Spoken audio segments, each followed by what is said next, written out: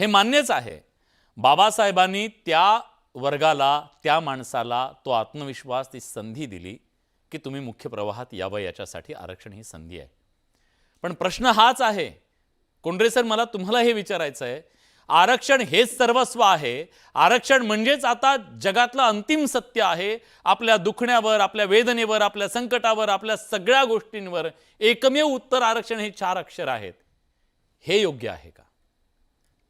या म्हणण्याला काही अर्थ नाही आहे. सगळ्यात महत्त्वाचं एकच सांगतो, आरक्षणाच्या चळवळीत काम करून देखील एका मताशी मी निश्चितपणे ठाम आहे की प्रगतीच्या अनेक मार्गांपैकी आरक्षण या प्रगतीला पूरक ठरणारी एक वास्तववादी रचना आहे.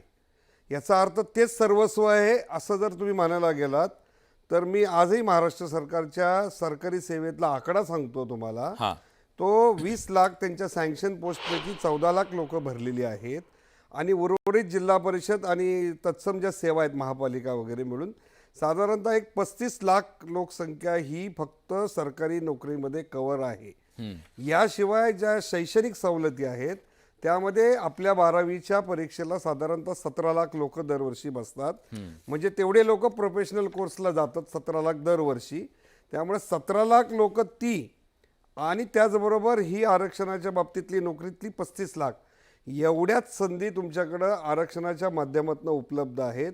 ह्या व्यतिरिक्त तुम्हाला प्रगतीचे जे काही 98% 99% जी दालनं आहेत त्या दालनांकडे जाण्यासाठीची परिस्थितीमध्ये जे अडथळे आहेत, जे वास्तववादी चित्र आत्ता महाराष्ट्रात बेरोजगारीचं आहे, शेती व्यवस्था धोक्यात आलेली आहे, औद्योगिकरणाची प्रगती खुंटवलेली आहे, याचा जो परिणाम आहे त्याच्यामध्ये गुणात्मक शिक्षण आणि त्याच्या हाताला मिळणारा जो रोजगार आहे याच्यामध्ये जी मोठी गॅप तयार झाली, त्याच्यातून लोकांना जे समजतंय की आरक्षण हा एकमेव माझ्या प्रगतीचा मार्ग आहे, हे जे काही ठसवलं जाते त्याच्या माध्यमातून मराठा समाजातल्या आज 300 आत्महत्या झाल्यात.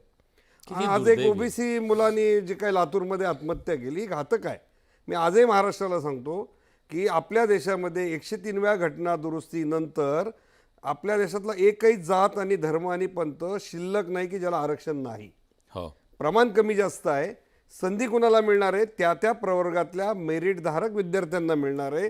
सरसकट सगळ्यांना संधी मिळणार. सगळ्यात महत्त्वाची ही गोष्ट हेही सांगायला हवं सर की आरक्षणात गेला म्हणजे नोकरी, आरक्षणात गेल्यानंतर म्हणजे तुमचं सगळं काय म्हणतात त्याला, तुम्हाला आता स्पर्धा नाहीये, हे खूप मोठ्या प्रमाणात पसरवलं जातं की आरक्षणात गेलं म्हणजे नोकरी, स्पर्धा नाही. पण तिथं सुद्धा किती स्पर्धा आहे, तिथेही मेरिट आहे, स्वतःचं मेरिट सिद्ध करावं लागतं. प्रत्येक प्रवर्गामध्ये स्पर्धा आहे. SC ST असू, त्यांना तर लोकसंख्येच्या प्रमाणात बजेट आणि नोकऱ्या आहेत, तरी देखील आज झोपडपट्टीमध्ये दिसत आहेत ना SC ST.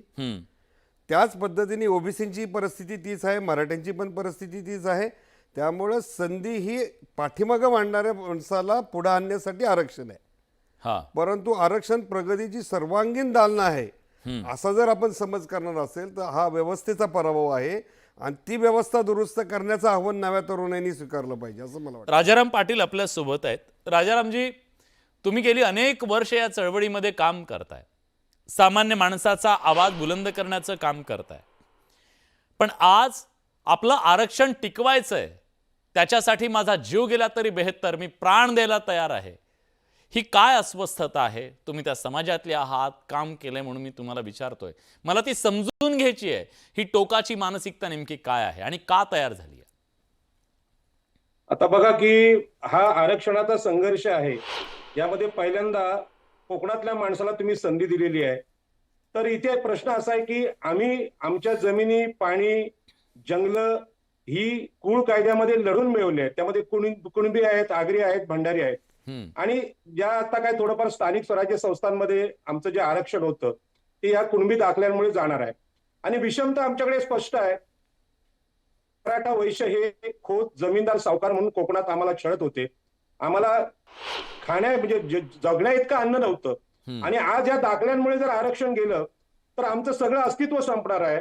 आणि आम्हाला हा संघर्ष डॉक्टर बाबासाहेब आंबेडकरांच्या कुळ कायद्यापासून माहित आहे.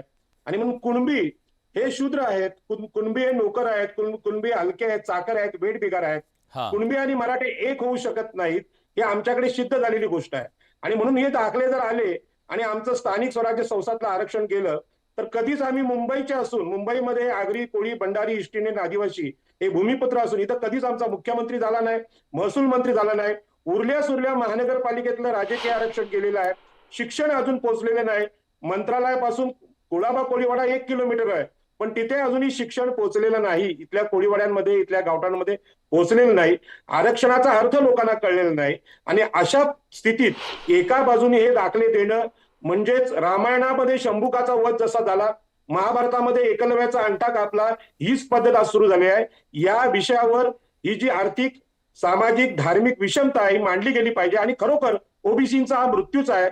ओबीसीना जसं मागे मारलं तसं आता संविधानाच्या काळात सुद्धा मारण्याची प्रक्रिया सुरू आहे. आणि म्हणून चुकीची मांडणी ठीक आहे. ओबीसीसाठी हा धोका फार महत्वाचा चुकीची आहे. मांडणी आहे ती.